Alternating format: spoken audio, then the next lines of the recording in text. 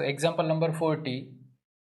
तो जो हमने प्रीवियस एग्जाम्पल सॉल्व किया था उस एग्जाम्पल में आपने देखा कि कंडीशनल प्रोबेबिलिटी कैसे यूज होती है। तो वहाँ पर 2 प्रोबेबिलिटी थी, अब यहाँ पर 3 प्रोबेबिलिटी का सम है, ऐसा आप समझ सकते हो, लेकिन थोड़ा डिफरेंट भी है और ऐसे सम एग्जाम में होने के चांस ज़्यादा है।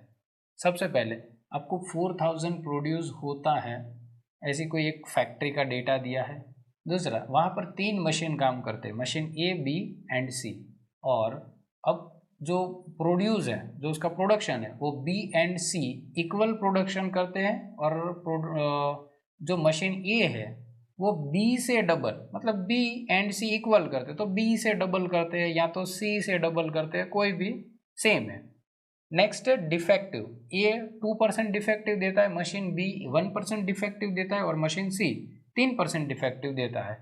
अब जो लास्ट में फाइंड आउट करना, अब डेटा इतना दिया तो लास्ट में क्या फाइंड आउट करना है कि ये जो डिफेक्टिव है और वो जो डिफेक्टिव सिलेक्ट होता है वो मशीन सी में से डिफेक्टिव सिलेक्ट होता है, उसकी प्रोबेबिलिटी। तो मैंने लैंग्वेज वाला एग्जांपल समझाया था, तब बताया था कि आपको कोई एक लैंग्वेज के लिए बता दे तो इस तरीके से सॉल्व करना पड़ता है, लेकिन एटलीस्ट यहाँ एट द मोस्ट लिखा है तब आपका फॉर्मूला वहाँ पर चेंज होगा, तो ये आप ध्यान में रखोगे। तो सबसे पहले मशीन ए के लिए प्रोबेबिलिटी ए इक्वल टू, अब B and C equal produce करते हैं और जो ए है वो उससे डबल, तो probability A, probability B, probability C. अब आप देखो टोटल 1 2 2 + 1 + 3, तो वो तो आपको डिफेक्टिव का डेटा दिया है, तो पहले हम प्रोडक्शन जो करता है उसकी प्रोबेबिलिटी के लिए लिखते हैं। So probability B 1/4, probability C 1/4 और इसका डबल मतलब 2/4। अब आपको क्वेश्चन होगा /4 क्यों लिखा, तो ये 3 प्रोबेबिलिटी है, तीनों सेम होनी चाहिए, तो सेम के लिए हम 1/3 1/3 1/3 लिख सकते हैं, लेकिन यहाँ पर क्वेश्चन में दिया है कि प्रोडक्शन जो ए का है वो बी एंड सी से डबल है, मतलब बी से डबल है, तो बी का डबल आपको करना पड़ेगा, तो टोटल प्रोबेबिलिटी कभी 1 से कम या 1 से ज़्यादा नहीं हो सकती। तो आप देखो न्यूमरेटर 2 + 1 + 1 4 हो गया, /4, तो टोटल प्रोबेबिलिटी हो गई 1, तो 1 को अरेंज करने के लिए हमने डिनोमिनेटर में 4 4 लिखा है। अब नेक्स्ट आता है, अब ये जो डिफेक्टिव है, डिफेक्टिव की प्रोबेबिलिटी हम लिखते हैं, डिफेक्टिव को हम नाम देते हैं प्रोबेबिलिटी डी। अब ये प्रोबेबिलिटी डी ए में से हो सकती है, बी में से हो सकती है और सी में से हो सकती है, तो इसका मतलब है probability D given A, probability D given B and last probability D given C. तो इसके लिए हमें यहाँ पर परसेंटेज दिए 2%, तो इसका मतलब 2/100। अब इसको हम पॉइंट में कन्वर्ट इसलिए नहीं करते क्योंकि यहाँ पर भी न्यूमरेटर डिनोमिनेटर में वैल्यू है। नेक्स्ट है 1%, सो 1/100। नेक्स्ट है 3%, सो 3/100। तो आपको कंडीशनल प्रोबेबिलिटी मिल गई। अब इसके ऊपर से सबसे पहले हमें ये प्रोबेबिलिटी डी, डिफेक्टिव की प्रोबेबिलिटी, अब बाद में हमें फाइंड आउट करना है कि वो डिफेक्टिव मशीन सी का है, तो पहले प्रोबेबिलिटी डी फाइंड आउट करना है, और प्रोबेबिलिटी डी फाइंड आउट करने के लिए जो हमने फॉर्मूला यूज किया था वही फॉर्मूला हमें यहाँ पर लिखना है।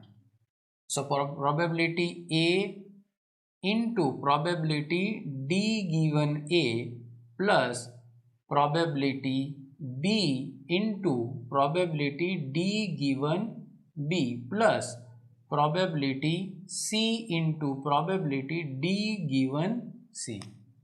अब इसकी वैल्यू लिखना है, अब इसकी वैल्यू, तो इसकी वैल्यू है probability A 2/4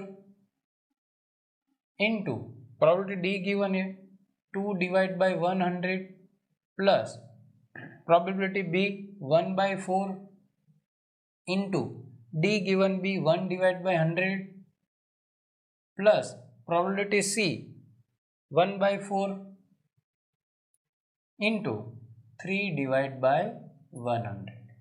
so calculation 400 denominator में, न्यूमरेटर में 2 2 ज़ा 4 plus 1/400 plus 3/400। So 400 LCM, numerator में 4 + 1 + 3, सो 3 + 1 4, 4 + 4 8, 8/400। अब यहाँ तक आपको समझ में आ गया और वो प्रीवियस एग्जाम्पल में था।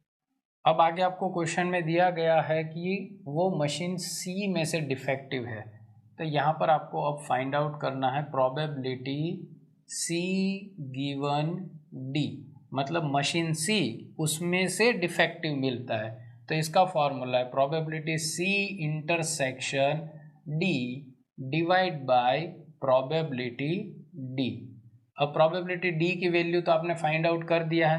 अब प्रोबेबिलिटी सी इंटरसेक्शन डी मतलब probability C into probability D given C divide by probability D.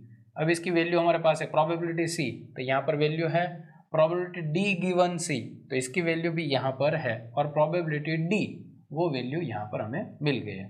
तो वैल्यू लिखते हैं probability C 1/4 into probability D given C 3/100 divide by probability D 8/400।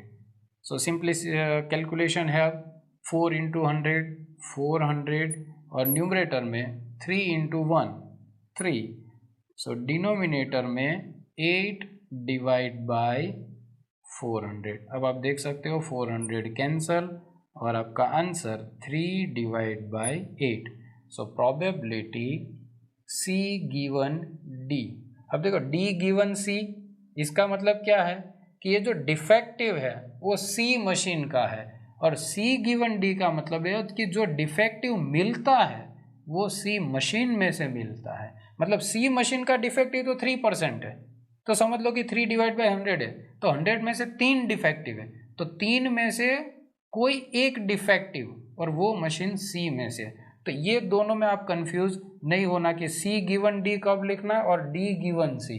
अब यहाँ पर आपको क्वेश्चन चेंज कर सकते हैं कि मशीन बी में से डिफेक्टिव है, मशीन ए में से डिफेक्टिव है, तो डिफेक्टिव की जगह पर आपको first on, second on, third on ऐसा भी एग्जाम्पल दे सकते हैं। तो ऐसा एक सिमिलर एग्जाम्पल नंबर 42 है, तो आप वो भी साथ में सॉल्व कर लो, तो आपको इस टाइप के एग्जाम्पल की प्रैक्टिस अच्छी हो जाएगी। तो इस चैप्टर में जो भी इम्पोर्टेंट मतलब एग्जाम में ज़्यादा से ज़्यादा रिपीट होते हैं जिस टाइप के होते हैं और कुछ बेसिक फार्मूला के जो होते हैं उस टाइप के हमने एग्जाम्पल सॉल्व किए हैं। तो आप इस तरीके के बाकी के सब एग्जाम्पल सॉल्व करो और इस चैप्टर में आप प्रैक्टिस करोगे तो ये चैप्टर आप इजीली कर सकते हो।